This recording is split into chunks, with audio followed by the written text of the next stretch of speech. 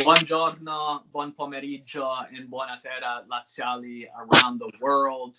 You are joined by myself, Sean McIntosh, and Steven K. Moore from the Bianco Celesti broadcast. It is, as you can see, international break. Great minds think alike. We did not plan this.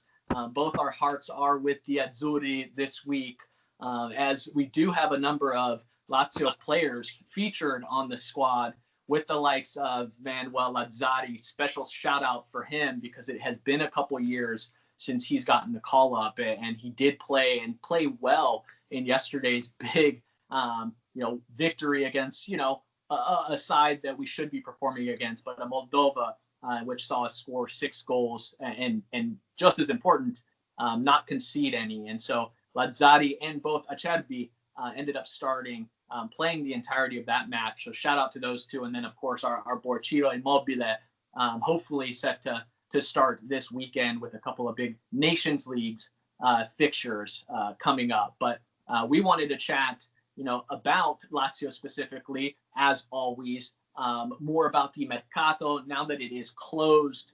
A couple matches, obviously, under our belt in this Serie A campaign. So we want to talk just some couple quick hitters on our thoughts. First, we're going to grade the Mercato. Lots of opinions, lots of things we did do, lots of things we didn't do. So I'll start by kicking it to you, Steven. On a scale of 1 to 10, where do you place Lazio's Mercato? Yeah, so I've kind of gone back and forth on this one. I've given a first a very low grade just because we didn't get that big name signing or we didn't reinforce the back end. So I was thinking more of like a 5.56, but after reviewing certain things, I kind of think overall it's not as bad as it seems. That's the kind of thought of most Laziali I see on Twitter right now. So I've kind of changed my rating in scheme of things. Now I've kind of gone for a 6.5 to a 7, but more so on the beginning side of that 6.5. And that's just due to the fact that I think when you look at our team right now, we did add some depth to the team, and some of them may be quality depth. Maybe Andreas Pereira turns out to be something like a Luis Alberto coming off the bench. Maybe Akpa and Escalante impress out of nowhere, right? They're kind of those players like the Milinkovic-Savic that was a signing that we kind of spent a little bit of money on and then turned into what he has today. So although we were able to kind of get that depth in the team, we didn't get that big name marketing signing, which a lot of people thought we were going to do with the David Silva. And then after that failed, a lot of the rumors came out saying we're going to sign James Rodriguez, we're going to sign this player, we're going to sign this player, right? So I think the market kind of changed when the David Silva deal failed. And maybe if we sign David Silva, what we did doesn't happen. We don't sign the Mohamed Fares, we don't sign the Vedat Murici, but we were able to spend a large amount of cash sum on Vedat Murici, which was good to see because that doesn't usually happen over the transfer window. So due to signing someone like Vedat Murici and spending so much money on him, while reinforcing different departments that we needed to, like the left flank, like the attacking positions, like the midfield, where we have those reinforcements if someone gets injured. That's why I'd kind of go to the 6.5 scale. But the experience at the back end, at the end of the Mercado to sign Wesley Hoet, after all the names you were linked to, that's what kind of brings my scale down to the 6.5 mark. Yeah, I'm with you there again. Really in that 6 to 7 range. I'm going to stick with a 6. Very much for the reason why you brought your score down from a 7 to a 6.5. For me, it's we did, on the positive, fill a lot of areas of need. I think the David Silva, I think that led to probably a positive in the sense that we didn't blow all of our Mercato money on one flashy signing. I don't think we're a club that can do that right now. We've got to focus on filling out needs. And for the most part, we did. We needed a left wing back. We got one. We'll see how he ends up performing and if he can be that stabilized need that we've got in that position. We've talked about a Vice Immobile for years and years. Hopefully we got one in Murici. But for me, and we needed midfield depth, and hopefully Escalante, provides some of that, and he's looked really nice so far. But I think obviously as we progressed late in the window, we saw that we suffered some center back injuries. That was an area we were already talking about needing some depth in, and only compounded by the injuries that we saw in our last match with both Bastos and Radu down. And so the inability to really address that is why I've got to stick with a 6, because I'm worried about that area for us. Now, we see Parolo obviously shifting back into that role, so that's certainly interesting.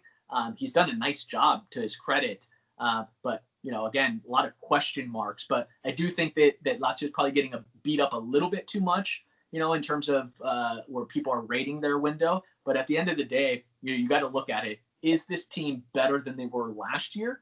And on paper, I think the answer is yes. Absolutely, yeah. And then when you look at it too, is most people forget that this was the COVID era. Although some of the big teams did spend that type of money, you look at a team like Lazio, where we're definitely in the red after this market. It was impressive to see what we did. Like at the time, Tito, like you have to give him credit for what he did, and especially with Tade too. But I think people kind of forget that in this day and age, with circumstances, that we were only able to do so much. So my other main point that I forgot to touch upon was just due to the fact of like giving them that 6.5 rating is when you look at the other clubs competing for a top 4 spot compared to what they've done. I think Milan was the only other team that really didn't improve their back line as much as I thought they would have. They were kind of linked to a few different players to improve their back line, but they didn't really end up doing so either. And especially with Romagnoli injured, I'm not too sure for how long. I think he's on his way back, but they're starting Gabbia, who's a youngster. He's sort of played well, but it's definitely not something that you want to have going into a Serie A campaign where you're trying to finish a top 4 spot. You need someone with experience. You need someone who's going to be able to solidify the back line. And that's my whole thing, is if a Francesco Acerbi gets injured, who do we have fulfilling his role? Is it going to be Luis Felipe if he's even match fit? And then who fills in the other 2 positions? So that's kind of the main reason why I think everyone's kind of iffy on regards to how they had the back line on the Mercato. Yeah, and look, we can't fail to mention, again, on the positive side, because what people forget is you've got to rate the Mercato as much for the players that don't leave the club and those that we do retain. And again, major success on that front, because it's another season in which we retain our top players like Milinkovic-Savic, like Ciro Immobile, like Luis Alberto, when the club, like every club around the world, greatly impacted financially with COVID. And so for us to offset some costs to certainly sell some of these players. So does go to show the ambition, that we are taking in keeping those players, and not only keeping them, signing them to longer deals and giving most of them not only their bonuses, which were paid out to all the players, but obviously raises for those, that deserve it. So big kudos on that front have to go out to Lotito and Tade. So, we've got some players, we've got, quite a few incoming transfers, some that we may be more excited than others, a lot of question marks, I think probably more than any other Mercato window. And it typically with Lazio, we sign players, maybe that have made a name for themselves in some of the leagues that, aren't necessarily your top 4 or 5 leagues around the world. So they come in with a lot of question marks. But, Steven, who are you personally most excited to see? Who's your personal favorite signing that we've made so far? Yeah, on that note that you just mentioned about the outside of the top 4 leagues, which is something we kind of do quite often and take a risk on, I think personally myself, it's Vedat Muriqi for sure. This is someone who I was following back since the previous summer transfer window in 2019 when he was going to be moving on from Kaykur Rizespor, I think the team was in Turkey, when he was moving after his first season there too. So I think he's someone that gives a different aspect to the Lazio attack. Like you said, we've been missing a Vice Immobile for quite some time. I know Caicedo fulfilled the role coming off the bench as a super sub, but starting from the first minute and ending in the 90th minute, you see him kind of fade away right at the half-minute mark. He's good for that 45 minutes, whether the first half, whether the second half, but to rely on him as your Vice Immobile, I don't think that's key, especially as he's getting older, especially as we kind of seen him peak, I feel, at the club. So getting Vedat Muriqi to sign this deal for so much money and kind of bring him in. He's a national player. He's impressed in Turkey. He's impressed on an international level when he's been playing. So I'm quite excited to see him, and I think he's going to be a terrific addition. Hopefully all works out. We've seen with fellow countryman Velan Berisha, didn't work out too well for him, but obviously circumstances are different. I feel that Muriqi will be playing a lot more, and hopefully we'll be able to see kind of whether he be a Vice Immobile, kind of swapping in and out of games of Champions League or Serie A, or whether it be him and Immobile up top. That'll be kind of something interesting to see, especially with Fares coming in on the left flank, and Lazio with their pace and whipping in crosses. I expect him to score a lot of goals in the 18-yard box, him and Immobile. So he's probably the number 1 signing, but kudos to signing Pepe Reina.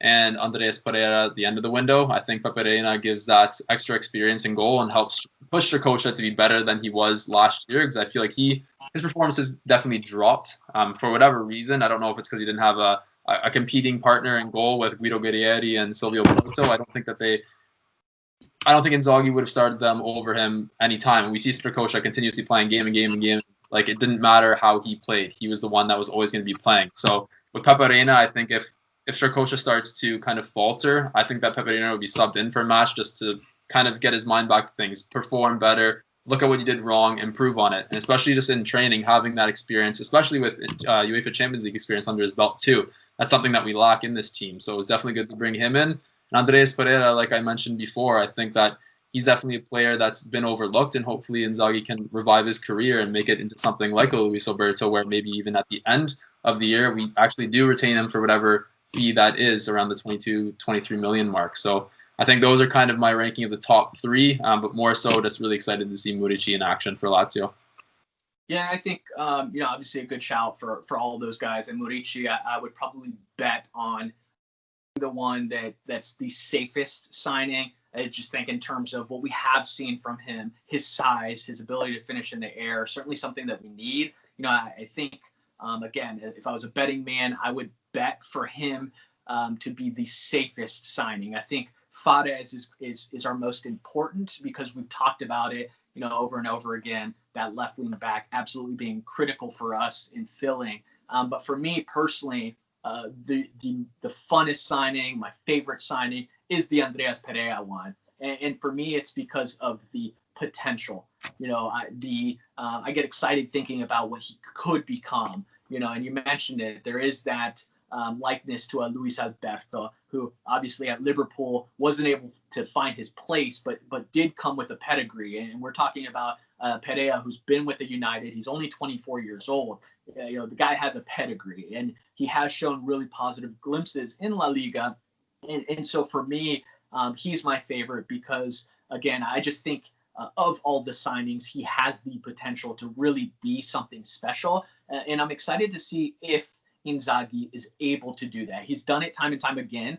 He's certainly failed, with some players, so I'm curious to see if he is able to get the most out of Pereira, if Pereira is able to capitalize on the opportunities that he gets. With us obviously playing in Champions League, Coppa Italia, and Serie A, I think those opportunities will be there.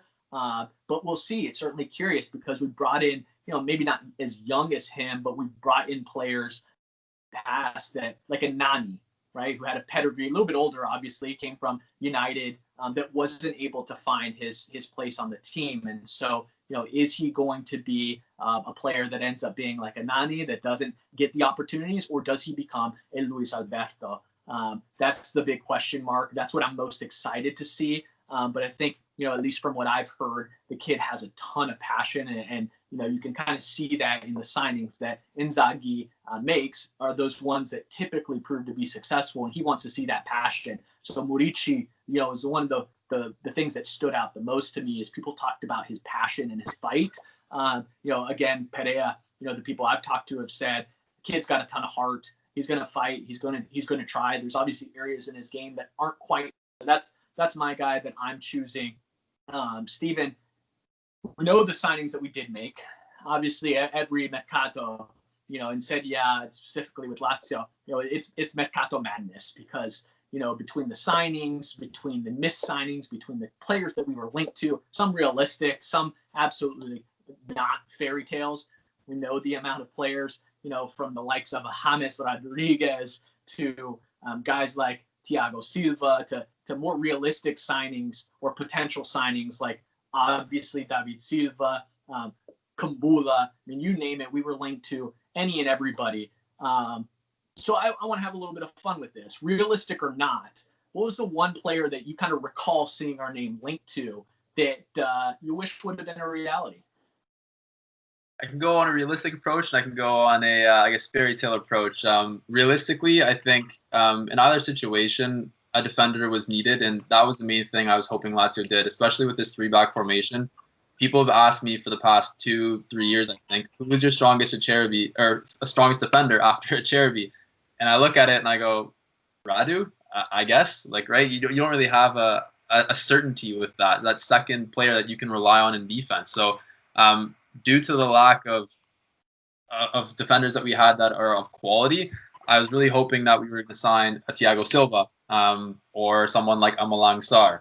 I think Malang Sarr is someone who was definitely the more realistic side, where fairy tale approach, it was more so the Thiago Silva. I think if he came back to Italy, he would have went to like a Milan per se. That's where I think he would have suited in well alongside Alessio Romagnoli. But Malang Sarr was someone who was a free agent. We just had to pay a salary similar to a David Silva.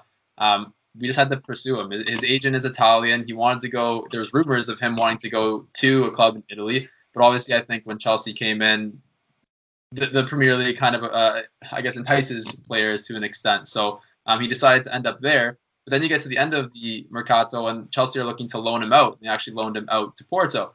And then you think, why wasn't Lazio able to secure him on loan even as the end of the window? Because it looked like we were waiting to officially announce Hoed until like we were sure that we weren't going to get anyone else. And then when that happened, we signed Hoed. But Malang Sarr, I think, is definitely someone who could have suited in that left center back role to be alongside Acerbi. He's good setting long balls up. He's very good physically and being able to tackle players and win the ball back. So I was really excited that we were like, that's a possibility that we could have signed him. And it was something that I thought was very realistic. But at the end of the day, it didn't happen. So that's kind of my main player realistically that I think Lazio should have signed and failed to. Obviously, David Silva, I don't even want to get into that one, as we've already seen so much trolling from Roma fans and such from Serie A. So that was obviously the biggest disappointment of the window. But if you look at the defensive line, I think Malang Sarr was someone that we definitely should have signed and failed to. Yeah, look, we're on the same page with that one. I'm going to go same position, different player, one that you've already mentioned, more along the fairy tale lines, but would have loved to seen the likes of a Thiago Silva coming out here to Lazio. Obviously, we know he's played in Serie A before, so you kind of hope that that helps with his adjustments to the country, to the league. But we're playing in Champions League football. And one thing we know about Thiago Silva, obviously, he's got that leadership. He's got the experience playing in Champions League football. I would have loved to seen that type of a signing for us, help stabilize, help bring up some of our younger center backs. And then on the more realistic side, I was really disappointed in not signing Kumbula. You know, obviously, this kid has been talked about very glowing fashion from folks that watch Serie A. I mean, he's already played in the back three. He played that left center back position that we need to fill. And so for me, that was really disappointing. And then what made it more disappointing was obviously him being obviously transferred over to Roma. And so that was a bummer. And you know, it was interesting because it seemed like I made the joke that Roma was essentially copying Tade's homework, you know, during this transfer window, because every time we were linked to somebody, you know, made aggressive moves to sign somebody, would kind of back off because the fee on those players was not quite what we wanted to pay for, being Kumbula and even a Mayoral. And then obviously shortly after, Roma kind of swooping in and taking those players. So a little bit of you know, copying of the homework, you could say, but definitely disappointed that we weren't able to sign that quality center back. Thiago Silva, I think, would have been exactly what we needed in terms of leadership. But yeah, you know, missed opportunity for us. We've got Wesley Hutt. You know, let's see if he's able to revive his career. We obviously need him to because there are a lot of concerns in that position. But, you know, all in all, again, we both kind of said it, you know, between a 6 and a 7 for a Mercato grade kind of wraps up, you know, our Mercato season, you know, hoping that we've done enough. We shall see. Obviously, a lot to play for here. We've got a busy couple weeks ahead of us. Certainly excited for the national team games this week. But next week, we'll start seeing our Champions League fixtures. We're diving right back into Serie A. So Steven and I will have some more content for all of you Laziali. We're excited to bring some different spins on things. We will be talking certainly about the upcoming matches. We will react to the matches shortly after they happen, and hopefully joined by Laziali around the world on some of these episodes. We are going to have things certainly more therapeutic. We'll call them therapy sessions after matches that we maybe don't quite achieve the results that we we'll certainly be talking about Champions Leagues. We're going to try and have some fun and involve Laziali around the world. So if you are interested in hopping on, having a chat with us, reach out to us, shoot us a message, shoot us a DM, and certainly to subscribe, because it does go a long way in allowing us to continue these videos. So we appreciate it. Join us next time. Looking forward to a big Azzurri win this weekend. We've got a couple of big matches, and then more importantly, Champions League next week. So this is Shawn and Steven signing off, and Forza Lazio.